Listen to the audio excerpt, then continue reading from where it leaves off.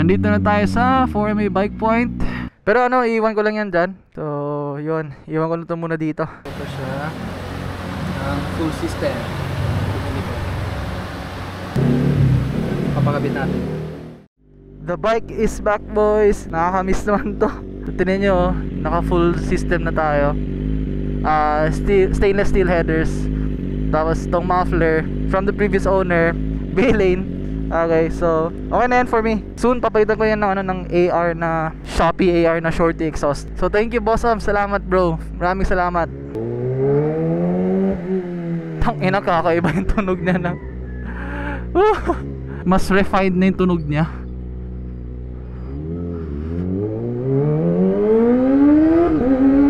Tangina, mas refined na yung tunog niya, mas kompleto. Parang ano talaga, na bring out na yung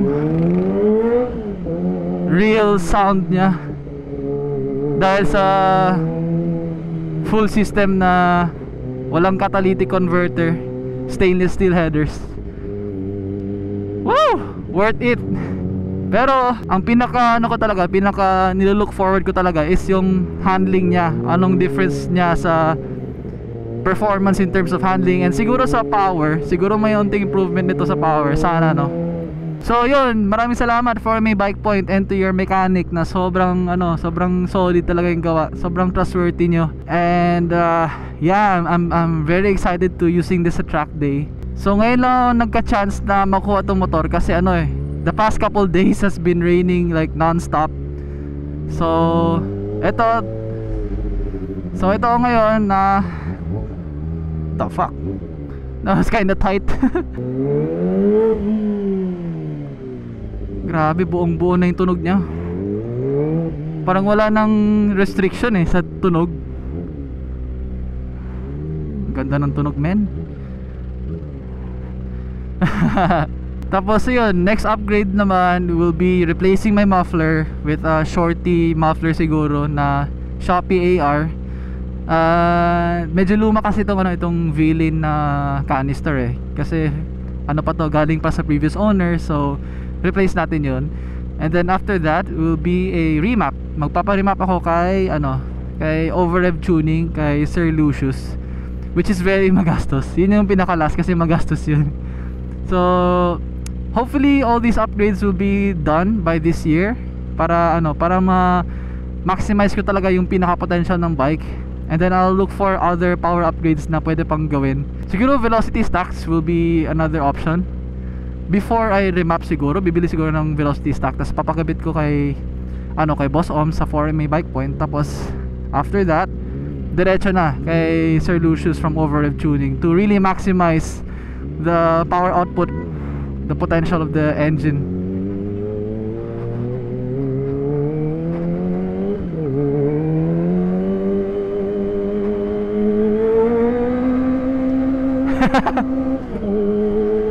Ganda ng tunog. Tangina. Oh, it really feels so nice. Ang ganda ng tunog, men. Sobrang excited na ako para sa track day. Like, papasigawin ko talaga to sa track. 16,000 RPM. Sagarin ko 16.5, 17,000 maybe. Hindi, limiter na ata 17,000. Pero yun, sasagarin ko to sa track. I'm so excited. Sobrang nimiss ko tong motor na to. It's been way too long, ZX25R. It's been masyado nang matagal since last kita natin. I missed you. Sana hindi uulan, sana hindi umaabutan, please Lord. ZX25R. Other upgrades, siguro rear sets na mas aggressive. On top of the rear set bracket na binili ko, siguro bibili ako ng aftermarket na rear sets para more adjustability, more aggressive na position. In terms of clip-ons, actually sa akin okay na tong clip-ons ng 25R. Kasi gustong gusto ko yung wide angle na clip-on niya for extra leverage, para mas mabilis, para mas madali iliko left to right, mas madali counter steer compared sa pag naka-tight yung angle ng handlebar. Medyo hindi ko prefer. Takina.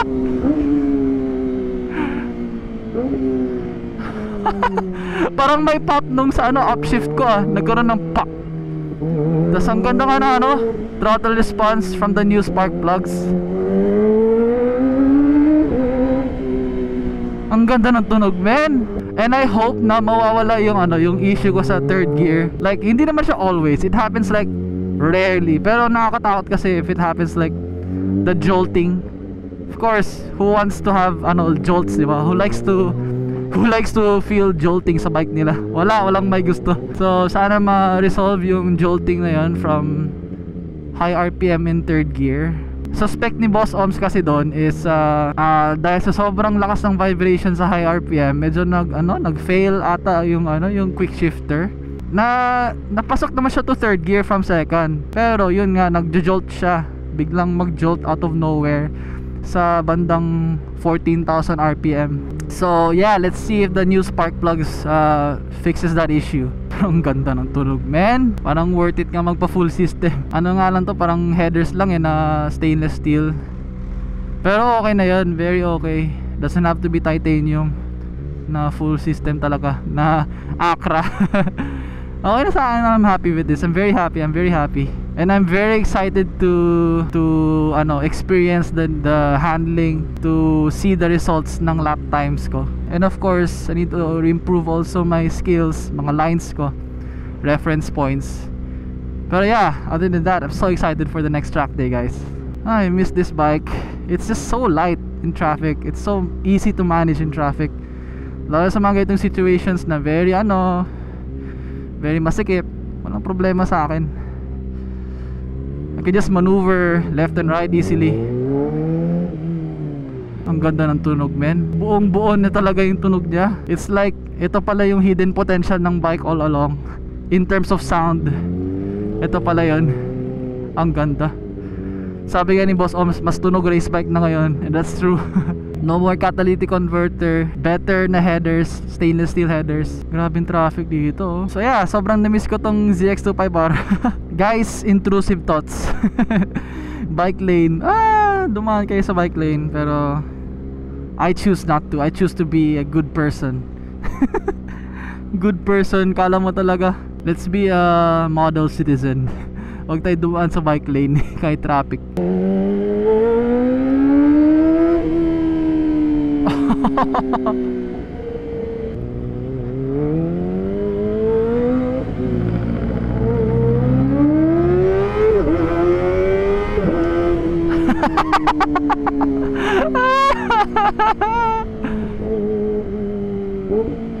Oh my gosh, it's just so nice. Ooh. Oh my gosh, I'm the happiest guy in the world right now. Ang saya, grabe.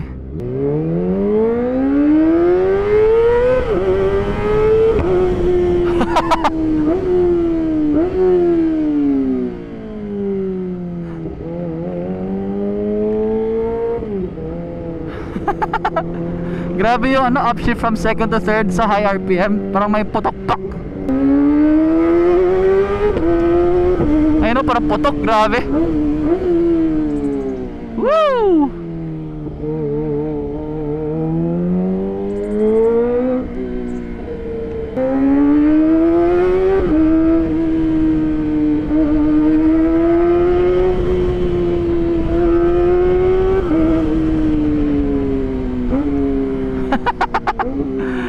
Tangina, ang ganda.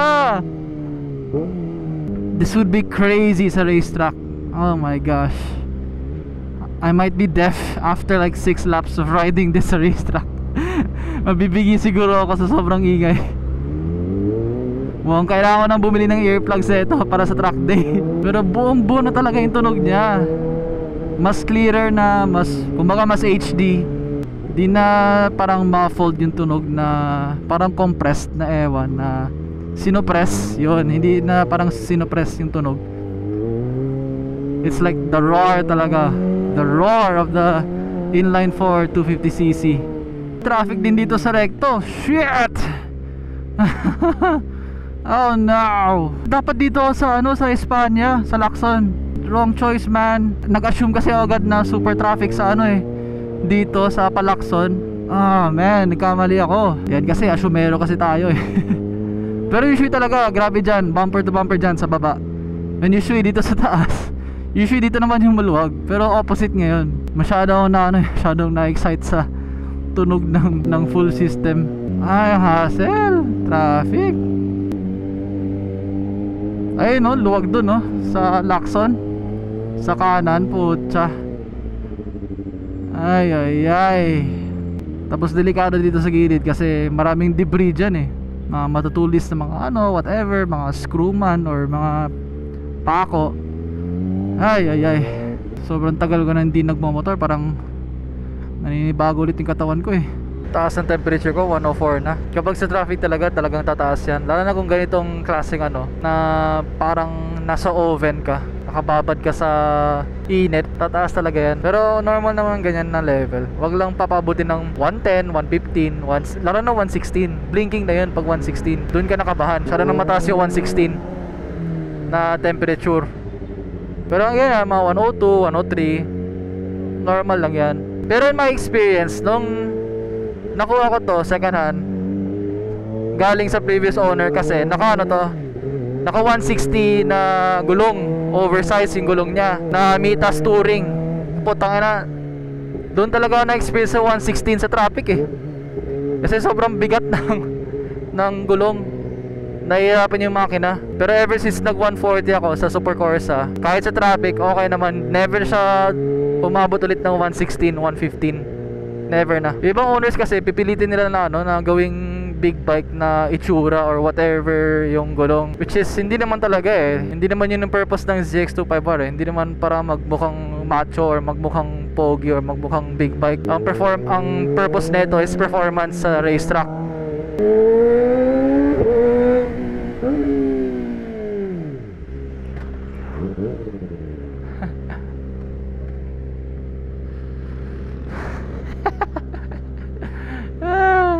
Ni-skid ko yung ano, yung likod.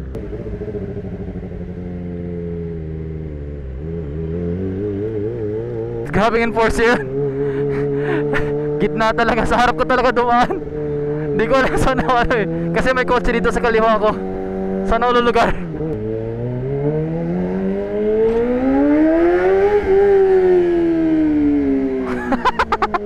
I literally cannot hear other fucking cars na. I literally can't.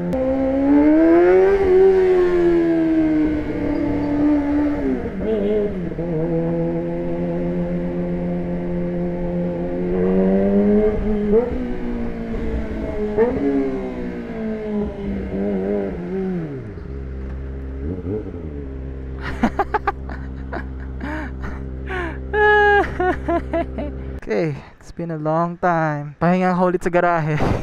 Hindi nga to garahe, parang ano lang to, parking na ewan parkingan. Flat spot, gago, kaka skid kasi. Tangina, skid pa more. Pero medyo paubos na nga ano. Shit, medyo paubos na yung likod ko. Pwede pa yung mga 2 track day siguro. Skid pa more. Ewan ko, sana ano, sana lang walang flat until 2 more track days. Yun lang hinihingi ko sa'yo. Dito sa front, makapal pa, sobrang kapal pa. Kapal pa yan. Kasi brand new pa yan eh. Malamang makapal pa. Pero yung likod ko, since November pa yan, and over 4,000 nata or 5,000 na yung tinakbo niya, which is not bad. Actually, for Super Corsa, not bad. Kasi sa 600s pataas, 2 track day lang yan. O mga nasa 2,000 kilometers pud na yan. So ito for 5,000 na mileage, okay na okay yung rear tire ko. Pero siguro since patapos na yung ano, actually tapos na nga yung riding season, I'm gonna go to probably M9RR ni Metzeler. Siguro try ko yun kasi it's great daw for mga wet roads and stuff like that, while at the same time aggressive din sa ano, sa twisties. So that's it guys for my video. So I hope you enjoyed watching. So I'll see you around.